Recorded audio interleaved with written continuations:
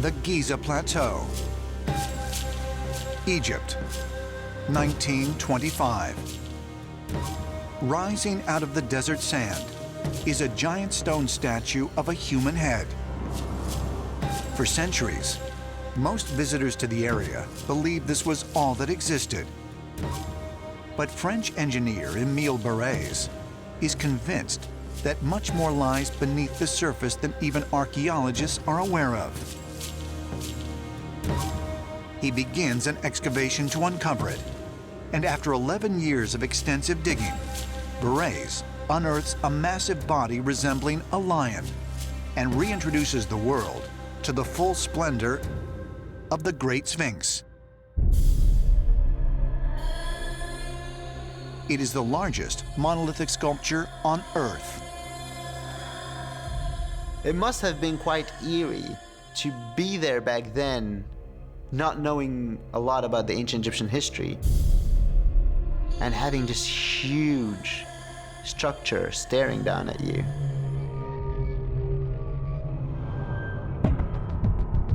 Facing east toward the rising sun, the Great Sphinx is located nearly half a mile from Egypt's 3 largest pyramids. It is carved from a single piece of limestone bedrock and stands over 60 feet tall and 240 feet long. People have asked themselves for centuries, what was the Sphinx for? Why was it built? There is a story behind it, but what is the story? The Sphinx is arguably one of the most studied monuments in the world. Yet it remains one of the most mysterious. There are no inscriptions on the Sphinx to indicate who built it or why. But most Egyptologists date it to 2500 BC, the time of the pharaoh Khafre, or Khephren, as he is known by Greek scholars. The dating is based on a mention of Khafre on a tablet found between the paws of the Sphinx. But this tablet, known as the Dream Stela, also tells the story of a pharaoh who came 1,000 years later, King Thutmose IV. King Thutmose IV comes in the New Kingdom, which we believe is more than 1,000 years after the time the Sphinx was sculpted. He made this stela to tell his story. King Thutmose IV, before becoming a king, was on an expedition here in Giza. And he slept right next to the Sphinx. And back then, the Sphinx was covered in sand all the way up to its head. And in his dream, the Sphinx came to him. The Sphinx spoke to him and said that if he would uncover the Sphinx from the burial in sand, he would then end up as pharaoh. Now, he was the son of a pharaoh, but was not the heir. Thutmose IV ended up with that throne after this dream. The Sphinx itself speaks to a future pharaoh, and the history of ancient Egypt is altered by this fact. The Sphinx told King Thutmose IV in his sleep, right here in that line, that everything that the eye of the Lord illuminates will be his. He cleared all the sand surrounding the Sphinx, and Thutmose IV then became the king. So the Sphinx kept its promise. Now, the amazing thing about this is that we learn of what's called the flashing eye of the Lord. What is the flashing eye of the Lord? This sounds like some kind of technology that is in communication with the Sphinx, or perhaps channeled by the Sphinx, that could ensure the prosperity of Thutmose IV. If the story on the Dream Stela is true, the Sphinx not only ensured the prosperity of Thutmose IV, but of perhaps the most important dynastic family in the history of the Egyptian Empire. Thutmose IV was actually the grandfather of Akhenaten. Akhenaten was considered a heretical pharaoh. He changed the polytheistic religion of ancient Egypt and declared there was only one god, Aten, a god he depicted as a disk in the sky.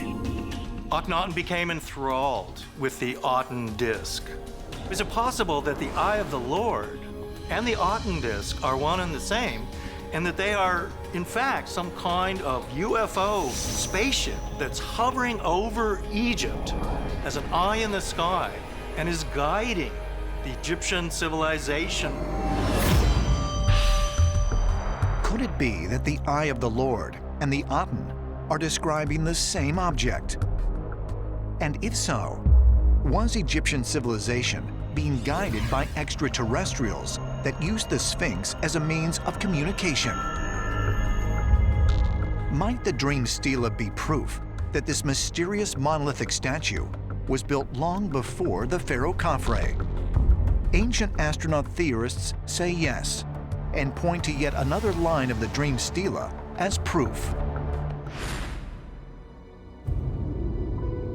There's something else written on the Sphinx that was ignored by Egyptologists. The Sphinx actually says, "I have been here since the first time." Now, the word in ancient Egyptian for first time is Zep Tepi. And what they meant by this is the time when Osiris had come at the beginning of their civilization. The Egyptians talk about a golden age that existed 12,500 or so years ago. This is something that goes back at least 8,000 years before the current accepted chronology of Egypt. At that time, the gods mingled or walked with men. Brisbane Water National Park, New South Wales, Australia. The Bulgandri Preservation Site is one of numerous sacred indigenous locations where ancient rock art and engravings can be found. Many are believed to date back thousands of years. In February 2016, researcher and publisher Giorgio Tsoukalos traveled to Australia to meet with Aboriginal elder Kevin Garvey Duncan to learn about one of the oldest carvings that can be found here. So what are we looking at here? So this image is an actual image of what we say is our God, Father, Creator being, Baiame. That's what our people believe. Okay. Baiame came from a place that we call the Morning Star within the Mirrabooka. Mirror means stars and Booka means river. It is the Milky Way that flows across the night sky. No kidding, okay. And so he is one of those sky heroes that has descended from the Milky Way? Yes. He's a sky hero. And Baiame is carved in the manner that you see them in. He has his arms out and he holds the moon in one hand and the morning star in the other, which is a bit like what we call planet Earth. And these are the two moons which exist around the morning star in the Mirrabooka that Baiame came from. And this is the canoe. He sailed through the river of life in the Mirrabooka across the sky. Sailed through the Milky Way. Yes, he sailed through the Milky Way. And this was his vessel that he sailed and he landed to the earth. And he crushed the top of the mountain, which is the sacred mountain of Mount Yango, not far from here. And when he landed, they said the fire came from his feet and it burnt the top of the mountain and all around it every time he landed. So the landings were always associated with a lot of noise, smoke, and fire? Yes. The fire trail that was left when Baiame was leaving the top of the mountain into the sky world. When Baiame had left, it was so bright. People interpret that as a spaceship of some kind that's coming and going. But this is the way we simply interpret Baiame's spaceship. Right, but it's because the vocabulary didn't exist at the time. Yes. So To me, those are all wonderfully poetic ways to describe eyewitness accounts of things that were incredible. Yes. This site is considered around 8,000 to 10,000 years old. Wow. These carvings, these rock paintings, these are our books. They are considered to be basically truth.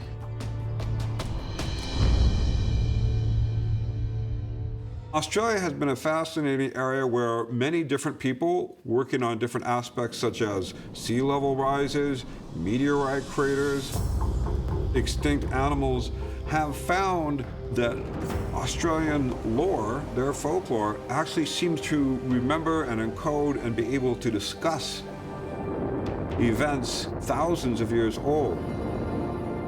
In some cases, 7,000, 10,000.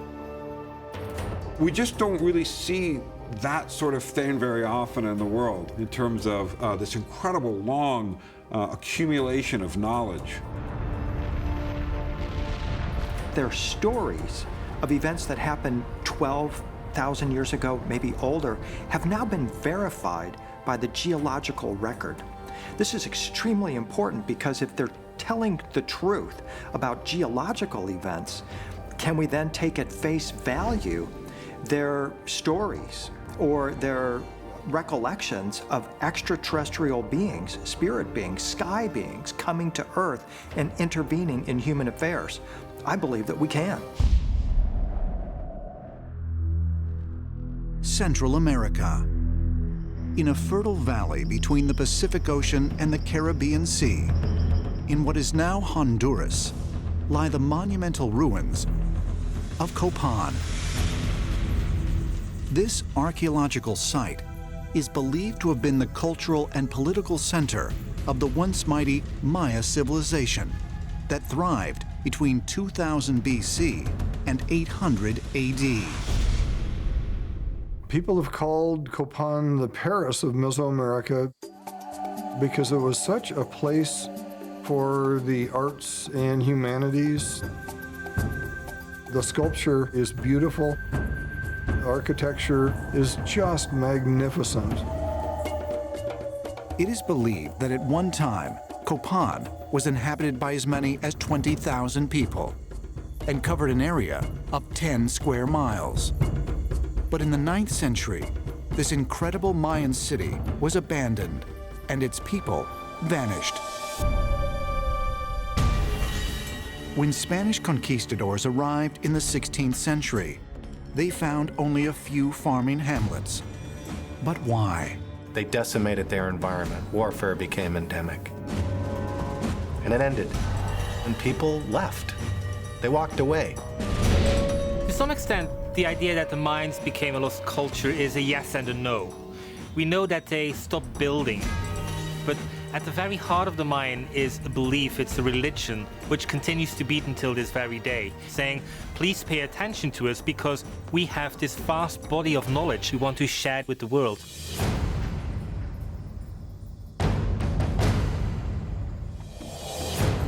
At Copan, the Maya had built a complex of monuments, temples, and plazas, as well as sculptured stone pillars depicting ancient kings. The Maya were also one of the earliest ancient civilizations to create a written language. In the last 20, 30 years, there's been a huge advance in decoding of their hieroglyphs. This is something that's happened in our generation. It's still ongoing. Might a closer look at the Mayan stone carvings and their hieroglyphs provide proof of contact with extraterrestrials at Copan? According to ancient astronaut theorists, the answer is yes. Some of the large statues at Copan are infinitely fascinating to me because the gear that they're wearing is very reminiscent of something technological. One of the figures has a box with tubes coming out and buttons and just very weird things. These statues look like some type of a being wearing an astronaut suit. And in my opinion, that means that we were visited by some type of extraterrestrials who were very similar in appearance to us. Because according to the ancient texts, we were created in their image. Researchers working in Copan have also found stone sculptures called stela, which have provoked controversy since the site was discovered in 1576. And various interpretations of the carvings suggest the Maya may have had knowledge of a world far beyond their own continent. This is one of the curious dragon sculptures here at Copan, of which there are many. In fact, these very oriental statues would look right at place in China or some other oriental country. Some archaeologists believe that there are elephants on either side of this Copan ruler. So why would there be here at Copan such Asian motifs as elephants and dragons in a place in Central America that is so far away from China and Southeast Asia? Is there some kind of extraterrestrial connection between the Mayans and the Chinese, and an origin for both that comes from the stars?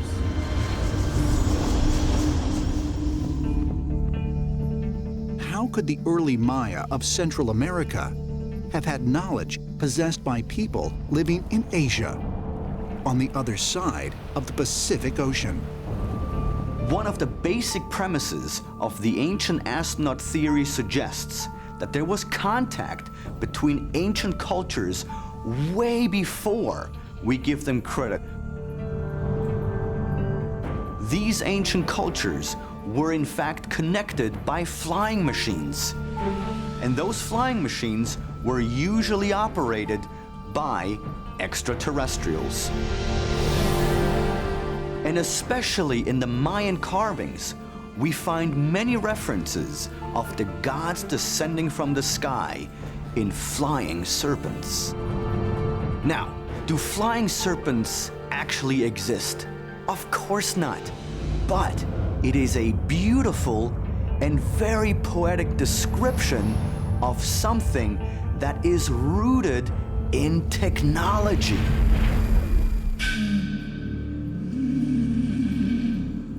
Do the many strange carvings found at Copan really provide proof of contact between the Maya and otherworldly beings?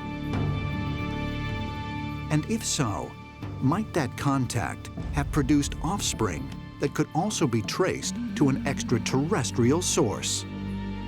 On the west side of the main temple at Copan stands a 63-step structure known as the Hieroglyphic Stairway. It contains more than 1,200 stones, carved with symbols that record the history of the kings of Copan. This hieroglyphic stairway is the longest Mayan inscription in the world. It emphasizes the divine right of the 16 rulers of the Copan dynasty to rule their subjects, a power given to them by the gods. The hieroglyphic stairway mentions the various rulers of Copan and talks about them in a semi-divine sense. So they are human, they're mortal, but they are much more than that. They are royal. They have a spirit in their blood, in Maya called a chutlel. A chutlel is in the blood and is the most powerful thing to get access to the supernatural.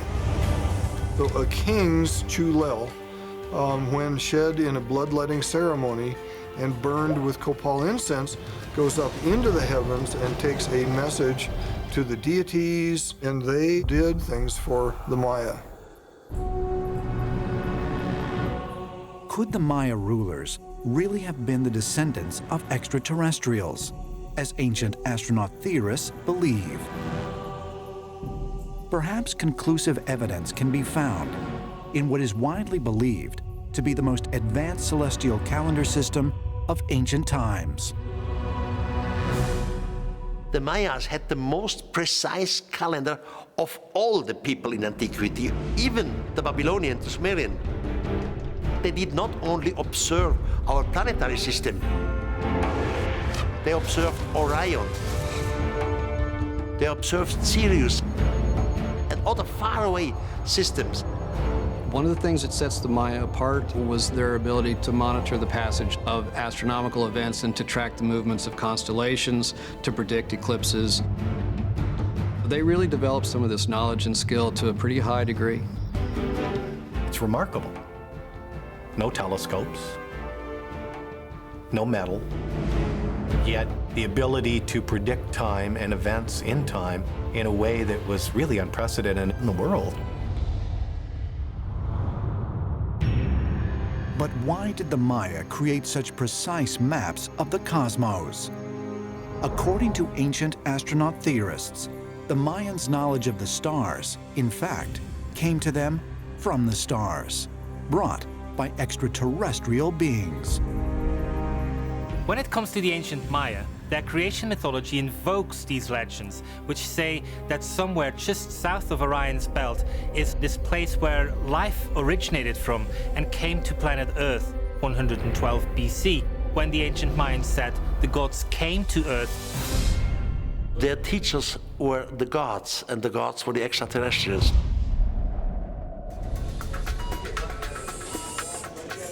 (2012), Houston, Texas. Doctors use robotic technology to perform complex heart surgery through incisions no larger than a keyhole. Chicago, Illinois. An amputee climbs 103 floors using a thought-controlled bionic leg. At the University of Iowa, researchers develop technology that fabricates custom body parts using 3D printers. In the last 100 years, scientific advances have dramatically improved mankind's ability to heal itself. More, in fact, than at any time in the last 5 centuries. Throughout history, medicine is about correcting physical problems, restoring a patient to health, relieving suffering. We've seen tremendous advances over the last 3 decades, but there was a remarkable degree of sophistication and a surprisingly high success rate achieved by prehistoric surgeons. Many of the procedures of modern medicine are derivatives of the ancient operations. Evidence of advanced medical procedures practiced in the ancient world has been found everywhere, from carvings on the walls of temples to skeletal remains all over the world. But just who were the practitioners of this extraordinary science? And where did their knowledge of the human body come from? Most cultures around the world thought that if something was physically wrong with you, it probably also related to something perhaps spiritually wrong with you. And so we also find that physicians or healers very often were not just healing the body in our mundane sense, but also healing the soul. And therefore, they had to be somewhat of a religious figure as well. To be a doctor in the ancient world, that you have some kind of special relationship with a god who has gifted you with the power to heal. A doctor was simultaneously a kind of tradesman and had kind of learned a skill, but also a sort of cultic figure as well who had an association with a god and would therefore use magical cures to deal with problems. Our ancestors said that medicine came from the gods. Our ancestors have said that the gods really gave manuals as to how to be living healthy, how to restore health to a human individual. They realized something about our physical bodies which we are only beginning to understand once again. Could it be that ancient healers were guided by alien beings? And if so, are recent advances in modern medicine actually a rediscovery of methods practiced thousands of years ago?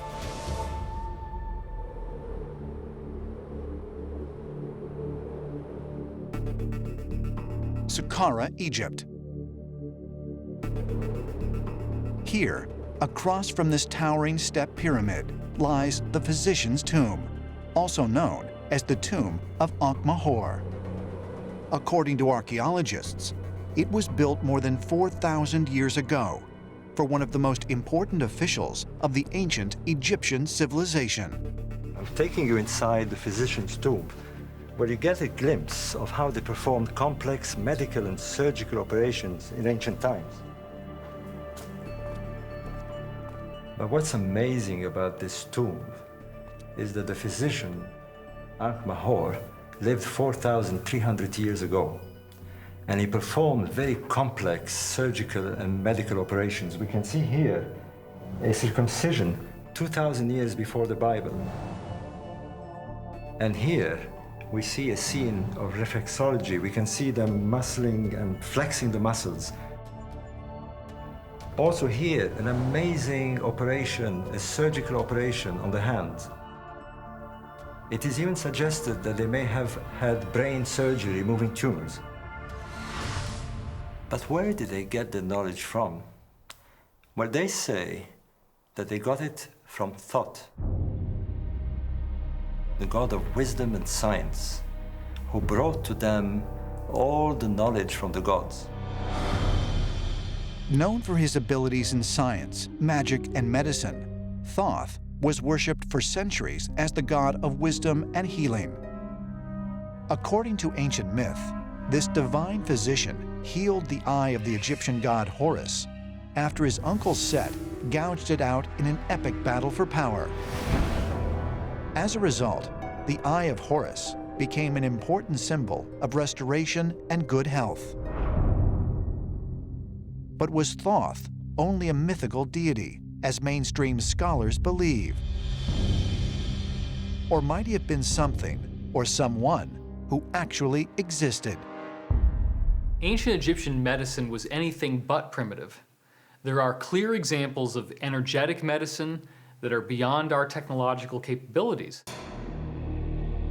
It seems as if these technologies were brought in and were given to them as a complete package, rather than something that developed out of a society that before then had been extremely primitive. And the Egyptians themselves said that Thoth was responsible for this. But who or what was Thoth? Might he have been not a divine being, but an alien visitor, one possessing advanced scientific knowledge? In the Egyptian pantheon of gods, Thoth is the one with the head of an ibis, but the body of a human being. He was the Egyptian father of medicine, meaning he descended from the sky and he gave them that knowledge.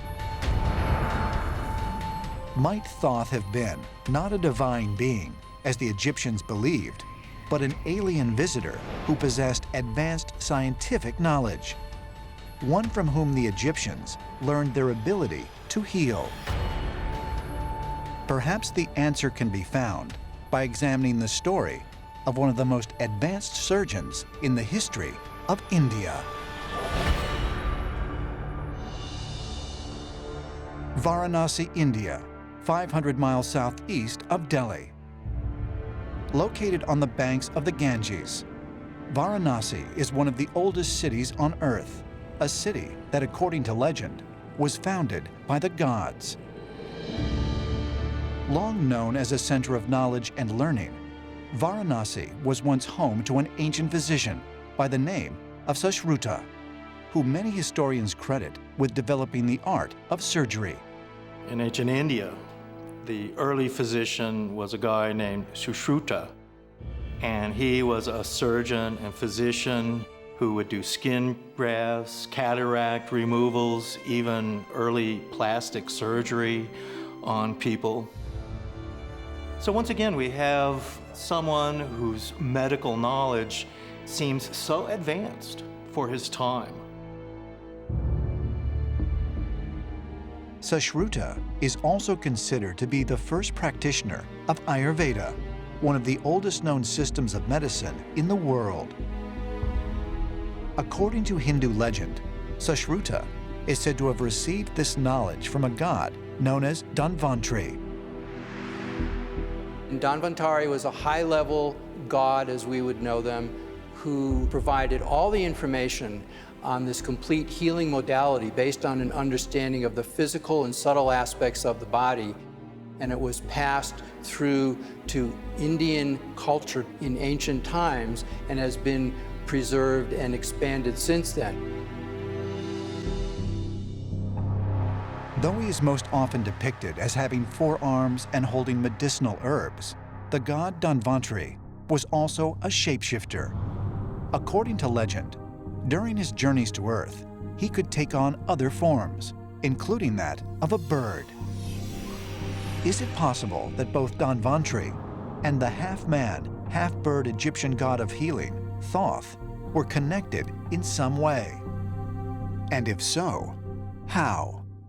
Whether it's Dhanvantari or Thoth, we learn of these extraterrestrial divinities very often being portrayed as bird-like beings who delivered the knowledge of ancient medicine to Earth. This tells us that our original knowledge of medicine, human anatomy, and how to heal the body came from extraterrestrial sources.